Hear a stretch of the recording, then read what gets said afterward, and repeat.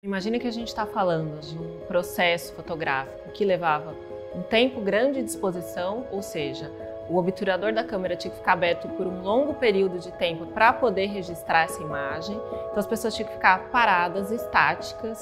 Então, por isso que a gente vê muitas dessas fotografias, né, mais antigas, as pessoas sentadas ou apoiadas em algum tipo de coluna, num pedestal.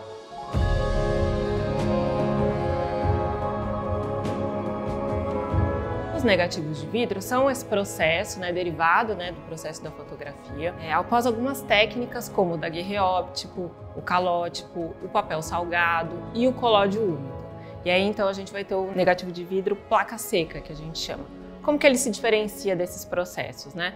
Porque quando a gente está falando desses primeiros processos, a gente está falando ainda de uma técnica difícil de manipulação, né? Então você precisava ter o fotógrafo que soubesse manusear os químicos ali na hora, antes da tomada da fotografia.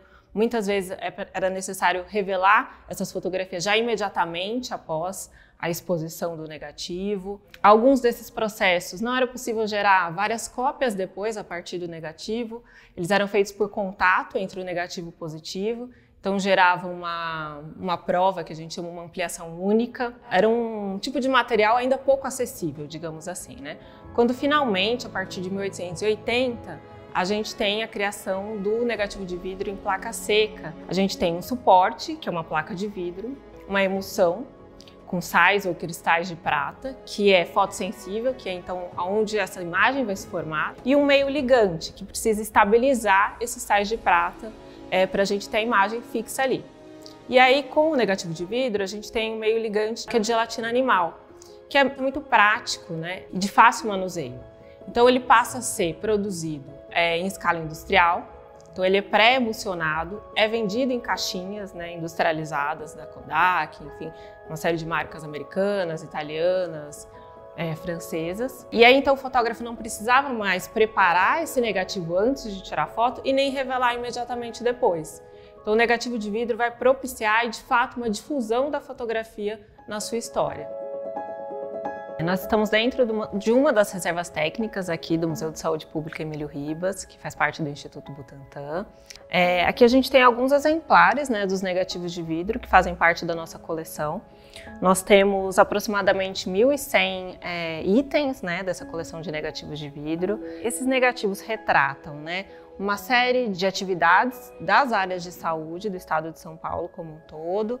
Então, desde hospitais psiquiátricos, hospitais dermatológicos, como também algumas visitas oficiais. Agora, esses negativos já estão todos revelados, né? Então a gente tem a imagem aqui fixada que a gente consegue, né, ver e observar. Nesse caso que representam, por exemplo, visitas de médicos, enfim, de autoridades de saúde em hospitais. As questões de preservação que envolvem, né, esse acervo, você sempre cuidado com as bordas, né, as laterais do vidro, porque são mais suscetíveis, né, a algum tipo de dano, como nesse caso, né, que a gente tem alguns desgastes aí na borda, né, da emulsão, e a gente perde um pouco desse elemento da imagem. Mas nada que, nesse caso, inviabilize a percepção do que é essa imagem, né, da informação do conteúdo ali como um todo. E a gente tem também, por exemplo, cortes histológicos, cortes de órgãos como o cérebro, que eram utilizados, né, também dentro desse contexto de estudo da psiquiatria, que serviam diretamente à pesquisa clínica. Nesse caso a gente tem, né, um corte de cérebro com uma régua aqui no lado para fazer justamente a dimensão da mensuração. Instituições, né, centenárias, ou enfim, que tem uma tradição de pesquisa, vão ter, né, acumulado esses negativos e na maioria delas preservado também. Então, por exemplo, a gente tem a Fiocruz, que tem um acervo, né, de saúde bastante importante, né, da história do Brasil. Então tem imagens de expedições pelo interior, imagens também de laboratório que retratam as pesquisas que estão sendo desenvolvidas. Outras instituições, né, no Rio de Janeiro, Jardim Botânico, que também fazem a guarda desses negativos. Exemplares também estão disponíveis no Guild. Enfim, então uma série de instituições que fazem a guarda desses negativos que são bastante importantes para a história da fotografia.